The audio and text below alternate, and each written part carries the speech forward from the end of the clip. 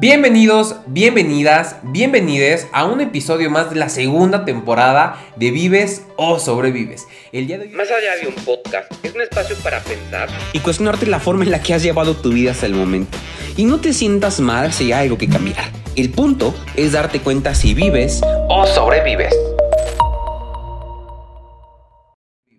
el día de hoy estoy muy contento porque, es un episodio que yo ya he planeado con mucho tiempo de anticipación. Porque a lo largo de estos últimos meses pues he vivido pérdidas que me han lastimado mucho, pero creo que forman parte del ciclo de la vida. Y platicando con amigos me han dicho, güey, sí, yo he pasado por algo similar, deberías de platicar sobre esto en tu podcast. Y es por eso que el día de hoy invité a Gaby Ibarra, psicóloga con maestría en tanatología, que el día de hoy vamos a platicar sobre justamente esto, cómo sobrellevar uno o varios duelos. Gaby, ¿cómo estás? Hola Daniel, buenas tardes, muy bien, gracias por la invitación, no te falló, psicóloga con maestría en tanatología.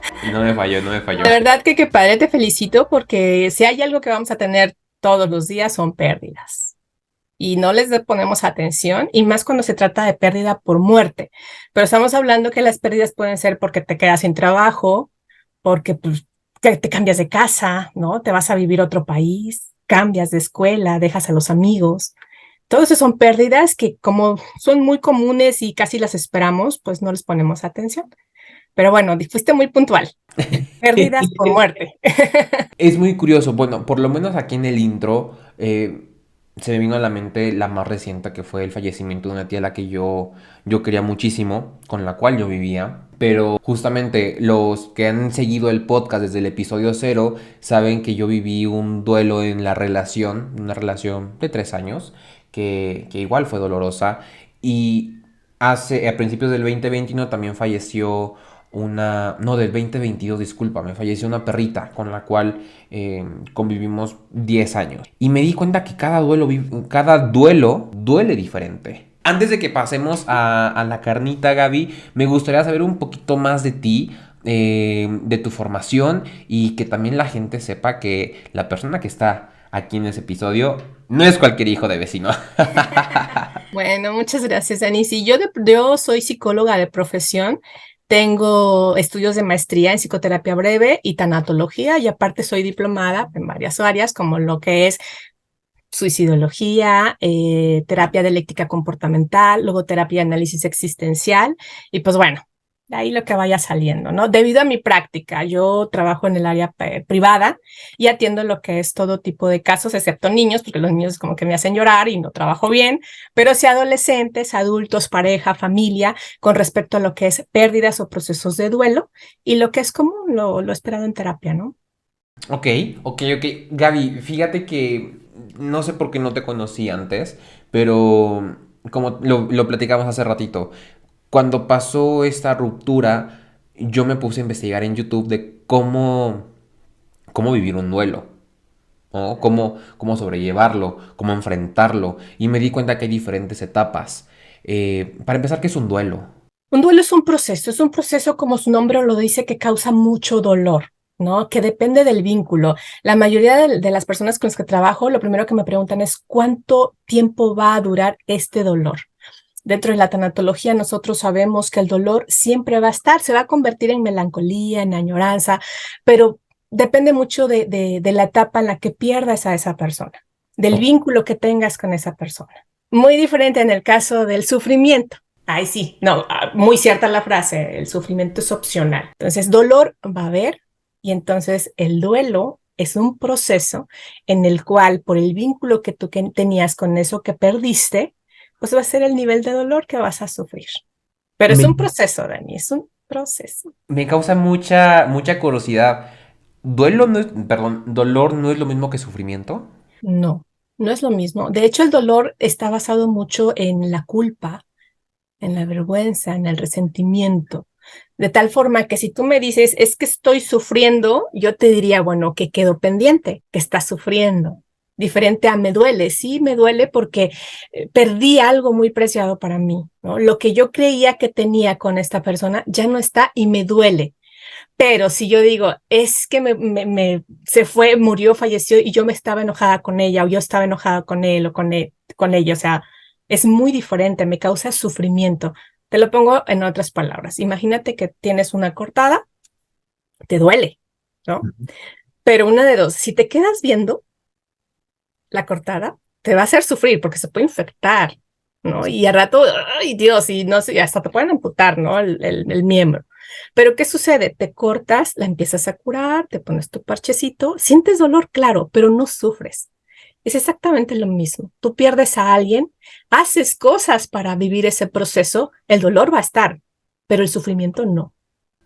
Ok, entonces el sufrimiento tiene que ver mucho con la culpa, con lo que dejé de hacer, con lo que no le dije. Con los hubiera, con los porqués, que siempre va a haber, ¿eh? Siempre va a quedar algo pendiente. Eso como que no nos cae el 20 a los seres humanos. Siempre va a quedar algo pendiente en una pérdida. Fíjate que platicando con mi familia, con el tema de la pérdida de mi tía, a ver, eso fue hace un 30 de noviembre, o sea, tiene ya unos mesecillos, y yo me siento tranquilo porque fue una tía amada, fue una tía querida, fue una tía que interesante. Yo viví con ella mucho tiempo, o sea, muchos años, y en su momento hice comentarios muy hirientes, en donde yo la lastimé, en donde sin pensarlo, pues uno dice cosas que hieren a la otra persona. Y meses atrás, antes de que ella falleciera, me acuerdo perfecto que en la noche estuvimos platicando mientras cenábamos y nos disculpábamos el uno con el otro de lo que nos dijimos y lloramos, evidentemente, pero fueron lágrimas sanadoras en donde ella decía, lamentablemente, pues las ideas las ideas con las que se educa a las mujeres es de no digas nada porque pues para que no generes molestia. Y yo le decía, no, tía, si tienes alguna inconformidad, dila, porque es necesario tener esas pláticas incómodas para poder sanar y que no te quedes con esto adentro. Y sí, en efecto, así pasó y pues cuando sucede el tema de su fallecimiento, pues yo me siento tranquilo porque le pude decir en vida en lo que me equivoqué, en lo que yo fallé con ella y no sabes lo sanador que fue ese momento porque no me quiero ni imaginar cómo le estaría pasando yo de mal ahorita si no le Exacto. hubiera dicho lo que en su momento, lo que en vida le comenté y lo agradezco como no tienes una idea, porque justo no estoy sufriendo, me duele que no esté. Así es, esa es la diferencia, Daniel. Eso es el trabajo que hacemos el tanatólogo, ¿no?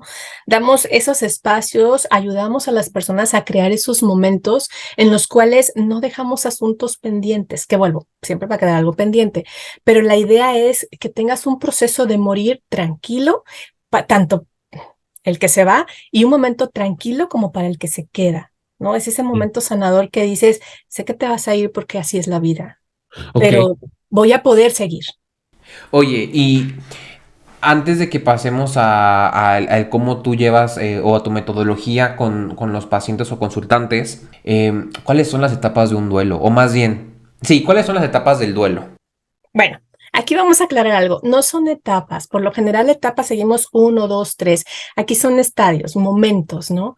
Y la mayoría que estamos en tanatología o que se están interesando en la tanatología, sabemos de la doctora Elizabeth Kubler-Ross que manejó 5, ¿no? Sin embargo, el trabajo que ella hace es con pacientes terminales, en donde ella se da cuenta que el primer estadio, momento, es la negación, donde tú dices ese momento de incredulidad, donde dices, no puede ser, no es cierto, no me está pasando a mí, ¿no? Después de eso se daba cuenta que sus que pacientes pasaban al enojo, se enojaban de por qué a mí, por qué me está pasando esto, ¿no? Después caían en otra etapa, que era la negociación, donde ellos decían, ok, acepto lo que me está pasando, pero que sea tranquilo, que mi familia esté bien, yo acepto lo que estoy viviendo, pero, ¿no? Después venía un estadio de depresión, de tristeza profunda. Y luego la aceptación, dices, ok, ya. Hay que hacer una diferencia entre aceptar y resignarse, Dani. No es lo mismo, ¿ok? Ok, Yo entonces, a ver, acepto, pero no me resigno, porque si me resigno no estoy aceptando, me estoy resignando a ok, vivir lo que estoy viviendo. entonces, Negación, negación. ira o enojo, Ujú. Negociación, negociación, resignación, depresión, depresión. depresión y Ah, aceptación. depresión y aceptación. Ok, ok, ok, ok. Eso en el trabajo de la doctora Elizabeth Kubler-Ross, pero la verdad es que hay una teoría que es la teoría del duelo de Saunders, Saunders, perdón, donde ella nos da los estadios de las personas que nos quedamos aquí. Ahorita la mayoría de los autores, Dani, ya agregó un primer estadio, un momento, que es el shock. No se había considerado porque se metía dentro de la negación, pero en realidad cuando te dan una noticia de pérdida, sobre todo de un ser tan querido, te quedas pasmado. No sabes lo que te están diciendo. Es más, nada más escuchas murió y de ahí no sabes dónde, cómo, con quién iba. No sabes absolutamente nada. No es el momento de shock. Para después entrar a la negación de decir no es cierto, no está pasando. Ese es el estadio o momento que todos los autores han agregado. Ok. Entonces, dentro de la teoría integradora nos habla de eso, pero ella al final nos da, pues, ese estadio que dice renovación, también son 5. Empieza con el shock, después la conciencia de la pérdida, que es donde yo empiezo a buscar lo perdido, luego la conservación y el retiro, y esta etapa sí te la quiero como que puntualizar, porque es en este momento donde la persona decide o continuar o irse para abajo. Y aquí es donde se puede volver patológico el proceso de duelo. ¿Cuál es esa tercera etapa? La Es de conservación y retiro. conservación y retiro. Ok. Esta es la etapa crucial, ¿no? Donde dice la persona, o me quedo donde estoy y me hundo, o sabes qué, me empiezo a dar cuenta que no va a volver lo que he perdido, que me tengo que renovar, que tengo que otra vez ver mi rol, mi identidad, porque pierdo muchas cosas en un proceso de duelo. Y ahora sí que a veces me reinvento, y ahí sí viene el que te reinventas para luego entonces renovarte. Ok. Qué curioso, porque yo en esta... a ver, voy a ser muy... voy a puntualizar mucho en esa pérdida tan reciente que tuve, pero, por ejemplo, el shock era una persona ya mayor, o sea, 69 años, joven todavía, pero por toda el historial clínico que ella cargaba, pues era algo que, pues sabíamos que iba a pasar. Entonces, pues no nos llegó ese shock. Creo que más bien ¿cómo? No, Eh, mi ahí sabes estadio. qué fue lo que pasó, que tú viviste un duelo anticipado. Si vamos a hablar un poquito de tipos de duelos. Ok. El duelo anticipado es cuando tú, antes de que fallezca la persona, y empiezas a perderla. Esto pasa mucho, por ejemplo, con las personas con enfermedades neurodegenerativas, que se empiezan a deteriorar cognitivamente, o una persona, por ejemplo, con una enfermedad crónico-degenerativa, ¿no? Un diabético, una persona con diabetes, pues empieza a deteriorar, a perder la vista, sus dientes, esto y lo otro, y te empiezas a hacer tú la idea de que esa enfermedad, por todas sus consecuencias, se lo va a llevar. Una Ok. persona con cáncer también. No Ok. todo el proceso de la enfermedad te hace vivir un duelo anticipado. Ok, me acuerdo perfecto. Entonces, lo que tú me estás platicando con lo que yo viví, hace como un match muy, muy, muy claro. Yo estaba internado cuando pasó todo el tema del fallecimiento de mi tía. Ella, a la par estábamos internados, cada quien en hospitales diferentes, yo por influenza, ella por sus padecimientos. Y me acuerdo que mi papi me marca por teléfono y pues me empieza a contar cuál es más bien, las novedades y que no había avance, al contrario, como que todo iba deteriorándose. Le dije, pa, si tienes que llorar, llora. Porque, o sea, no había mejora con cada noticia que daban. Y era justo como él, es cuestión de tiempo nada más. Y sí, o sea, terminamos la llamada, mi papá y yo, y yo me suelto a llorar. O sea, me suelto a llorar. Pues yo estaba en mi habitación en el hospital. Me suelto a llorar y fue, ok, ahí fue cuando me di cuenta que ya no iba a haber retorno. Y para ella, en ese sentido, ya no iba a volver a verla en la casa. Y curiosamente, eso fue un sábado, el miércoles de la semana siguiente fallece. Y pues sí, le volví a llorar cuando esto sucede. Hay una canción que me gusta mucho que se llama Te voy a extrañar, que justamente habla de la pérdida. Es una canción que escribió Paulina Goto, que se le dedica a su papá. en donde justamente habla de, te voy a extrañar todos los días en las cosas más pequeñas de la vida, ¿no? Y yo me puse a cantarle esa canción porque justamente mi tía, me encanta cantar y tomo clases de canto en la casa. Cuando ella me escucha, ella desde abajo me decía, "Shh", o decía, ¿qué te duele? ¿Qué no sé qué? Entonces yo empiezo a cantar esa canción esperando que alguien me hiciera, "Shh", o un ¿qué te duele? Y bueno, aquí la canté llorando. Fue una manera como de despedirme de ella. Y ya después sí le seguía llorando, pero ya muy poco. Entonces sí hace como mucho sentido lo que tú estás comentando ahorita. Sí, de hecho, el vivir un duelo anticipado, te hace sentir de diferente forma cuando ya es por muerte, ¿no? Porque te vas haciendo la idea. De hecho, yo cuando consulto a personas que, por ejemplo, tienen así un proceso complicado de enfermedad y de repente llegan los dolientes y me dicen, es que todo el mundo me dice que por qué no lloro tanto, o sea, que no me dolió. No, el detalle es que ya estuviste 1, 2, 3 años antes llorándole a esa persona. Entonces, eso hace que en el momento de muerte, es más, hay un sentimiento que lo hacen feo, es una especie de alivio, de que ya no lo ves sufriendo, de que ya no lo ves. Y no es por nada, Dani, pero aquí a veces practicamos mucho el amor incondicional. Aunque me duela perderte, aunque me duela saber que ya no te voy a ver, te dejo ir. Y ese es el amor más grande que le podemos dar a un ser humano. Decirle, vete en paz, vete tranquilo. Sí. Yo voy a continuar, ¿no? Y voy a continuar hasta que nos volvamos a reunir, si hay esa reunión. Y Ese es el claro, amor que nos duele mucho practicar. justamente con todo esto, esa persona pues lloraba mucho la pérdida de mis abuelos y ella fallece el 30 de noviembre, el 7 de noviembre se cumplían 20 años de que mi abuelo paterno falleció de su papá y le lloró muchísimo, o sea, en ese aniversario luctuoso le lloró, yo me acuerdo que estaba en junta, pausé la reunión y la fui a abrazar porque pues dije, a ver, es su papá, ¿no? Y me consuela mucho ya cada quien cree lo que quiera creer, pero yo pienso, y con eso me siento mejor, ¿no? De, ok, tú ya estás con tu papá, ya estás con tu mamá, estás con tu mejor amiga, estás con quien querías estar, ¿no? Entonces, desde ese punto yo me siento, pues en paz, de que ya no está con nosotros, pero está con alguien más, con quien tanto deseaba y anhelaba estar, a quien tanto le lloraba, pues ok, estate con ellos, ¿no? Porque pues es una manera en la que yo me siento como un poquito más aliviado en ese sentido. No, y también recordar, Ani, que todos vamos para allá, la Correcto. verdad. Entonces, nada más se nos adelantan en el viaje, ¿no? Pero sí es algo complicado. El ego es muy difícil de trabajar y el ego es el que nos hace sentir todo eso, ¿no? El no querer ir, dejar ir, soltar, porque lo queremos mío. Le ponemos luego el pronombre posesivo, es mío, lo quiero a mi lado, ¿no? Sí. Y no es así, no le pertenecemos a nadie. Gracias a Dios, Daniel, si no, imagínate. Es correcto. Oye, Gaby, y aparte del duelo anticipado, ¿qué otros tipos de duelos existen? Mira, está el duelo silente, que hace rato comentabas tú de la pérdida de la mascota. Ok, Realmente se le llama duelo silente, duelo no reconocido. ok. ¿Por qué? Porque socialmente no está como que muy permitido que le llores a una mascota. O sea, por amor de Dios, lo tenía tu papá, le lloras como a la mascota, ¿no? Aquí y es algo que duele mucho porque es tu familia también, esa mascotita, ¿no?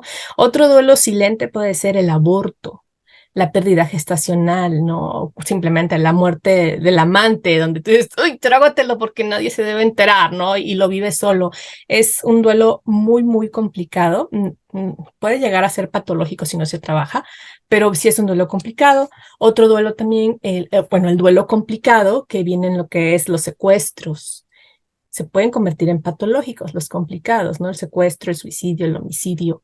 Muertes inesperadas también, ¿no? La muerte inesperada, pues nos causa, desde luego, puede ser un duelo congelado, un duelo pausado, una muerte inesperada, no sé, se quedan muchos te amo, muchos te quiero, muchos abrazos en el aire y no sé cómo trabajarlo. ¿Se puede trabajar? Sí. El duelo normal, el duelo patológico, se le llama duelo patológico a ese duelo en el cual yo ya no soy funcional. Entonces, por lo general, caigo en depresión o se deriva a algún trastorno. Ya no soy funcional socialmente, laboralmente, personalmente. Ese es el duelo patológico. Duelo complicado, duelo silente, el duelo anticipado, el duelo congelado, el duelo pausado. Fíjate que, por ejemplo, el duelo pausado se puede ver en una persona que a lo mejor fue diagnosticada con una esclerosis y la familia no se dio el tiempo de vivirlo porque, órale, tienes que actuar rapidísimo, ¿no? Entonces pausas o congelas. Y un día de estos, después de años, te cae el 20 de, nunca nos preguntamos cómo te sentiste cuando me diagnosticaron esto, ¿no? Entonces, se destapa el duelo, lo descongelas y lo empiezas a trabajar. Ok. Entonces, hay varios tipos, Dani. Qué curioso. Yo tengo un tío, un familiar, tío que tiene esclerosis múltiple. Que Sí, muy ¿Has fuerte. preguntado?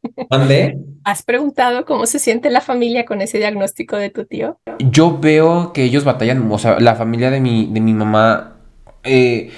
Una de las razones por las cuales mi tío sigue aquí, quiero pensar, es porque no lo han dejado solo. Claro.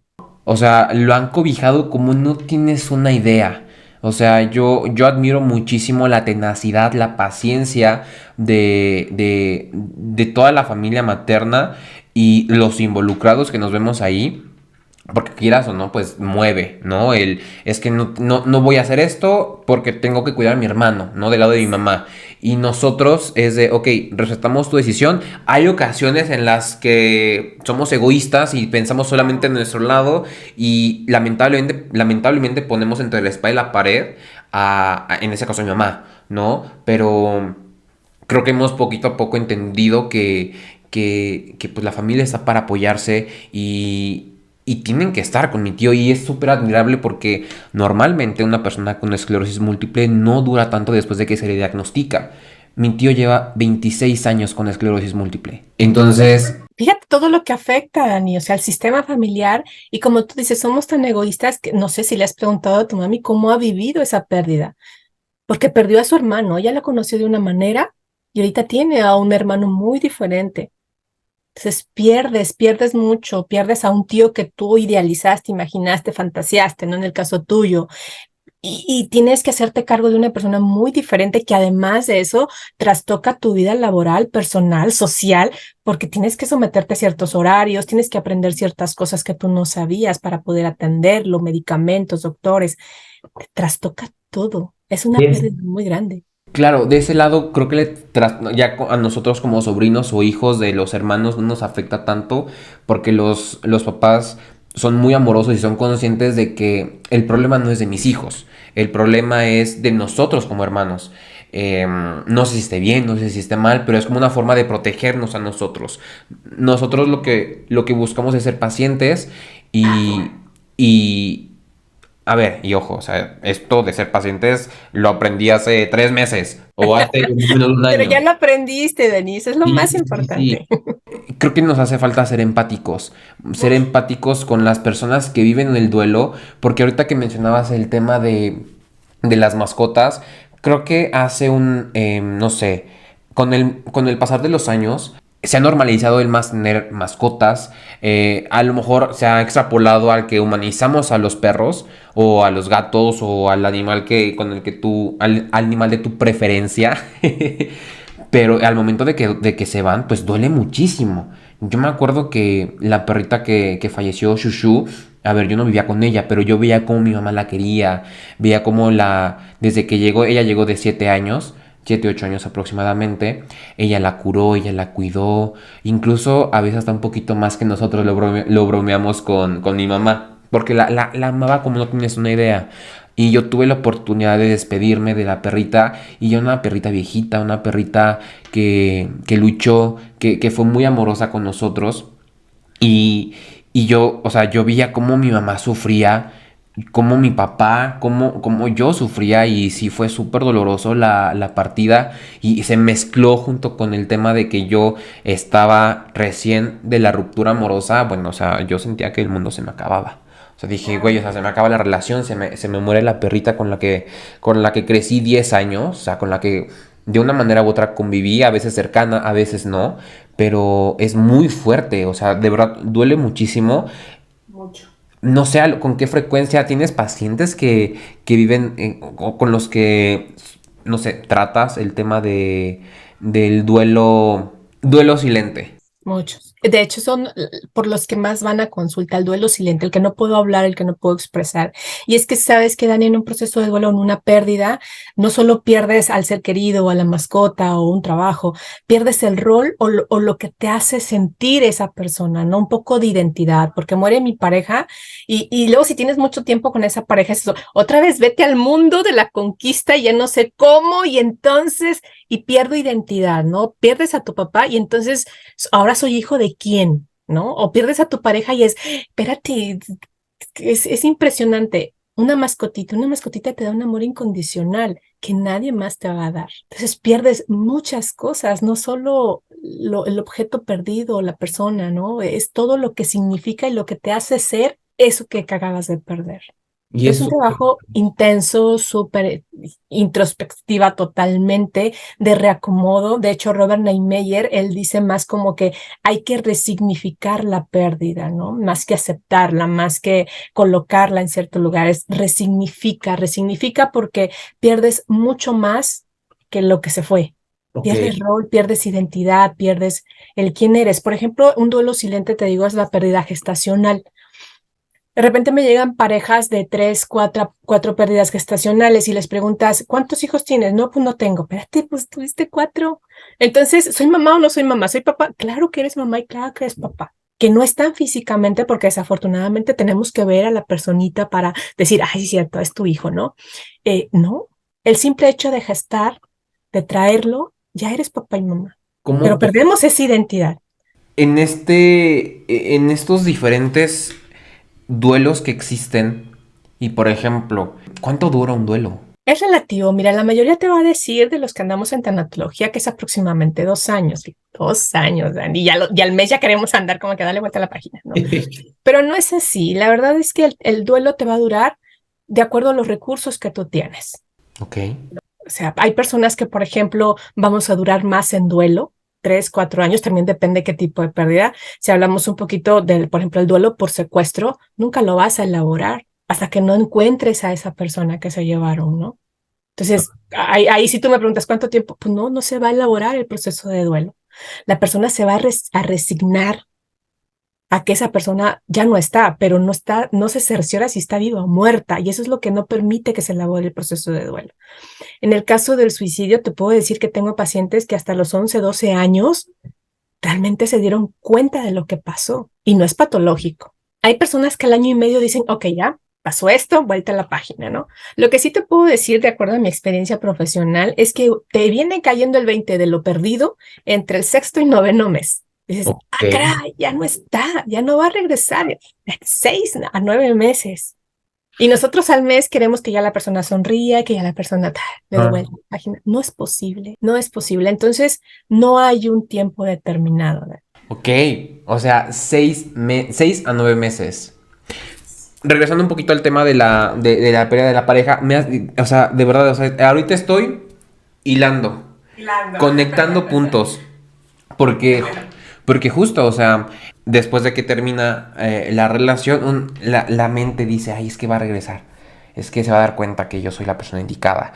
Y de dientes para afuera digo, no, ya todo bien, ya lo estamos superando, pero sigue doliendo, le sigues llorando, te sigues idealizando.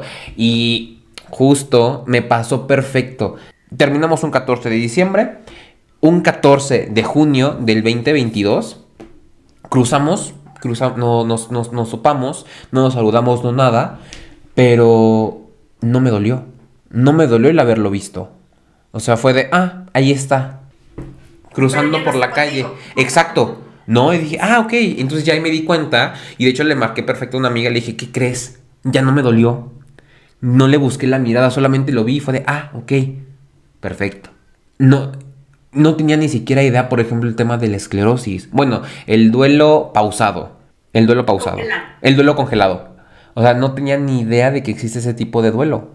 Como te comentaba, no está el pausado, es el que yo decido no trabajar, el que vado. Dentro de la tanatología nosotros le llamamos escapes temporales, ¿no?